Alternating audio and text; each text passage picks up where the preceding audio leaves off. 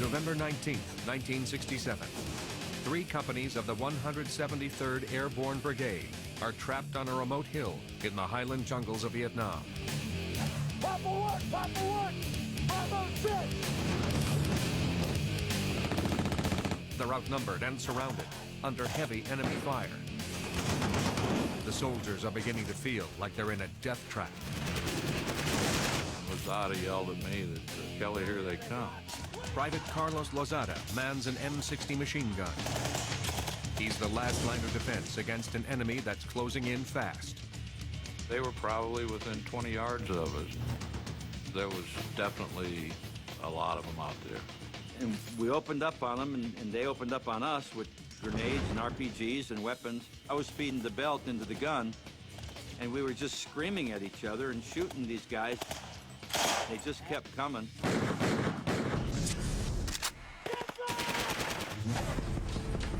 It's 1967. The U.S. Army has been slugging it out with the North Vietnamese to control the Central Highlands for months. Now, American commanders are counting on the men of the 173rd Airborne to do the job. The war has been escalating for nearly a decade. More than 500,000 American troops are now in Vietnam. But the U.S. military has yet to stop communist advances, partly because of this dense forest. It protects the notorious Ho Chi Minh Trail, North Vietnam's jungle road for moving men and munitions into the south. In the last few days, large numbers of North Vietnamese troops have been spotted on a strategic hilltop near the trail, Hill 875. On Army maps, Hill 875 is so named because it is 875 meters tall, about 2,900 feet. If the NVA can be cornered here, perhaps the flow of enemy troops and arms can be slowed or stopped. The U.S. battle plan calls for 3 companies of the 2nd Battalion, 173rd Airborne, to march up the north slope of Hill 875. You were always in anticipation of being hit when you were traveling. And you always knew it could be you. Somebody's gonna die. This was always in the back of your mind. There was just so much vegetation, there was no way you could see the enemy. But because you were in their backyard, they were definitely watching you. There's a big mountain in the middle of nowhere in the jungle. And those of us that had been in a lot of firefights, we didn't like the looks of this at all. We'd hoped that we'd had a lot more men. Before we headed up there that morning, Father Waters had a communion service, and it was very appropriate because we were all feeling kind of uneasy. Major Charles Waters is one of the 173rd's Catholic chaplains. Waters is 40 years old and isn't required to be near the front line of combat, but he wants it no other way. November 19th, 1967. 3 companies of the 2nd Battalion, 173rd Airborne Brigade start up Hill 875, a strategic position held by the North Vietnamese. The only sounds that can be heard are the jungle boots of some 330 paratroopers as they begin the climb. The companies move up a narrow ridge of the hill. Lieutenant Bart O'Leary is the commanding officer of Delta Company. We opened up on them, and they opened up on us with grenades and RPGs and weapons. And Carlos and I were screaming at each other, though we were only inches from each other because I was feeding the belt into the gun. And we were just screaming at each other and shooting these guys, and they just kept coming. The first thing I did is I flipped out a couple hand grenades at them, just to kind of get their attention, or to stop them as much as I could. And then, of course, I started firing my M16.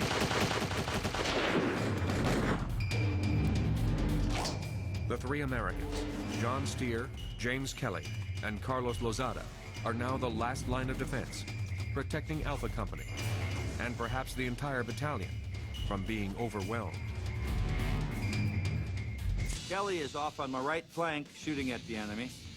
And so I drop back, I cross the trail while Carlos is making a sweeping burst. Ignoring the bullets whizzing around him, Lozada fires at the approaching NVA while slowly backing up the trail. And then all of a sudden I heard the machine gun stop firing. And I thought, well, they're just reloading. No, this is not a problem. And then it didn't start again.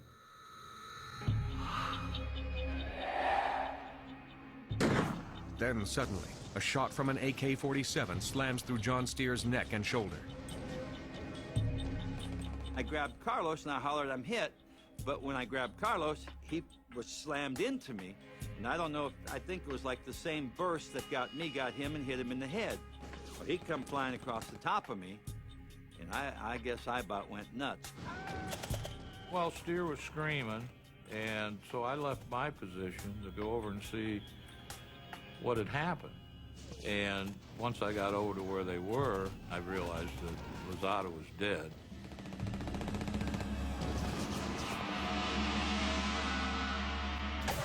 I remember grabbing a couple hand grenades, throwing a couple more out, and grabbing Steer, and basically pushing him back up towards the A Company, screaming, hollering at him to move, move, move. He starts dropping grenades behind us, and that's what, I guess, well, that's what saved our life. Steer and Kelly run for their lives. Now, the advancing NVA threaten to swarm over Mike Kiley's men, who've been hacking out the landing zone. Kiley frantically radios for help. The men on Hill 875 are running low on ammunition, food, and water. They also have many wounded in desperate need of air evacuation. But the North Vietnamese surround them, and a deadly curtain of fire is making it impossible for rescue helicopters to land.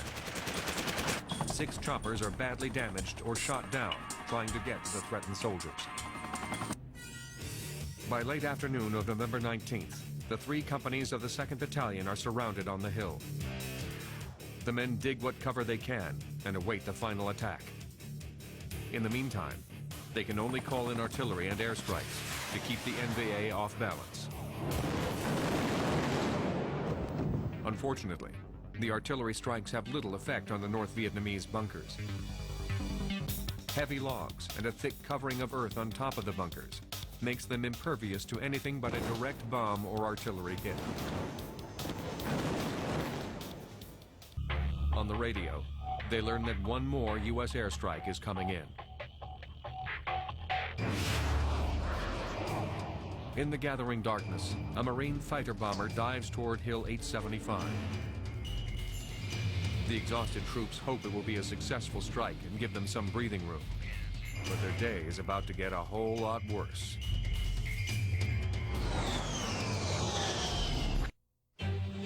A Marine fighter pilot is diving toward Hill 875 in the twilight of November 19th. He plans to drop his final 500-pound bombs to aid the 2nd Battalion paratroopers pinned down on the ground.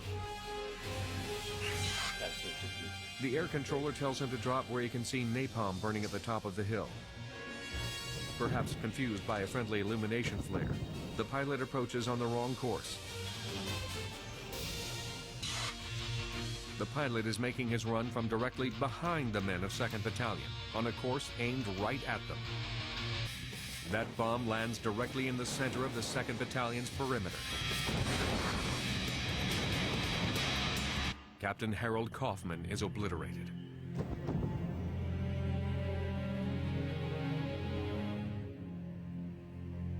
Father Charles Waters and all the wounded he is tending vanish in an instant.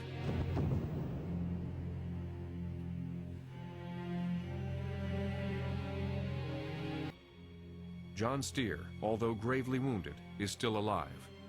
Blood was coming out of my mouth, my nose, and my ears, and I noticed my right arm was gone because I went to pick it up and it was just hanging by some tissue and some sinews on the inside here. I remember I cried out then, "God, don't let me go to hell." And I knew I was dying. The bomb carves a crater big enough to bury a dump truck. Flame and steel rip across the perimeter, killing 42 men and wounding 45. It's the worst friendly fire incident of the Vietnam War. A third of the men in the 3 companies of 2nd Battalion have been killed or wounded, many from a bomb dropped by their own side. 4 miles away, Company B of 4th Battalion is ready to move out, but they must wait until first light. Meanwhile, the men on Hill 875 have no idea that help is on the way. All they can do is comfort the dying. Rebuilding the perimeter comes just in time. The NVA are quick to take advantage of the darkness. RPGs illuminate the night. AK-47s flash in the jungle foliage. Suddenly, NVA troops make their move. But the North Vietnamese attack is not coordinated. They concentrate on just one part of the line. The NVA do not attack again. The jungle remains silent except for the moans of the wounded.